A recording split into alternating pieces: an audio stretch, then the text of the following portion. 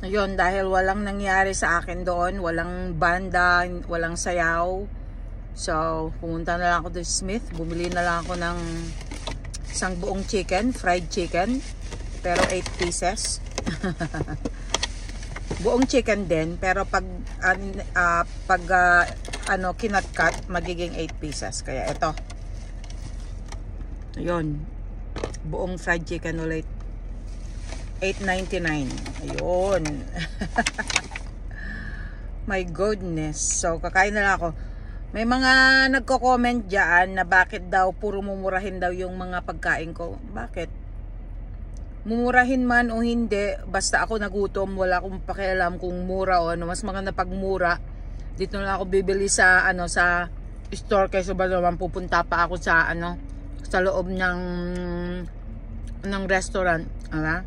Kasi pag restaurant,